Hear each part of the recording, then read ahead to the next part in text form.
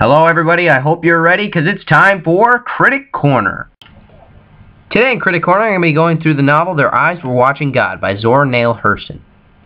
There are 3 points that I would like to discuss in this video. The first being the theme of the story, the second, the symbols used in the novel, and the third, a psychological analysis of Janie, the main character.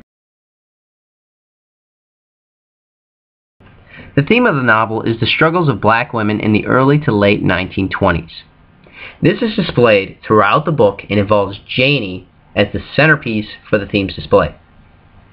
She struggles with her physical, emotional, and financial issues throughout the novel, and sometimes has to deal with all 3 at once. Despite these struggles, however, Janie has a main underlying battle. This battle is her search for a place in the world.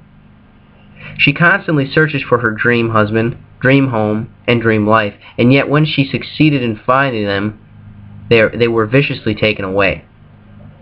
This ties in with the main theme. Many black women had similar struggles and results during this time. Most were not rags to riches, back to rags again stories, but they were definitely stories about trying to find their place and striving to find their place in the world. Many did not find that place, but those that did allowed for a better understanding of what women were going through at that time. The first of the 3 symbols is the Everglades in Florida. At the beginning of chapter 14, Janie says everything in the Everglades was big and new. This symbolizes a new start, or a fresh beginning that she can share with Tea Cake. The Everglades have granted her the ability to start fresh and anew with a new husband, a new house, and a new life. The second of the symbols is her hair. Her hair was the symbol of her strength. However, this was not strength of force, but a strength of personality. A personality that was never going to change no matter what had happened to it. Throughout the struggles of her life, her personality remained.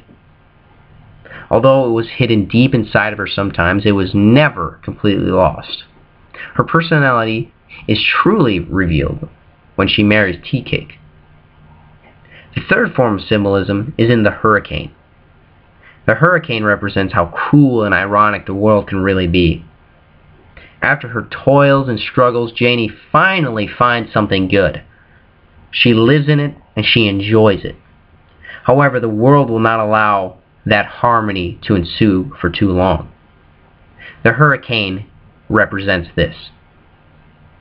It is the destructive force that brings chaos to the world.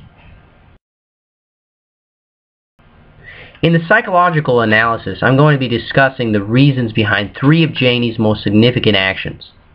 The first significant action that Janie took in the story was when she left Logan Killick's for Joe Starks. Now, to understand this action, we must look at Janie's past. As a child, Janie was raised essentially by a white family. She saw this family as a perfect family, with the father and mother in perfect harmony. Later, this vision of that family influenced her on what she thought love/marriage was like. Thus, when she married Logan, she sought out that fuzzy, warm feeling. However, this was not how it was going to be.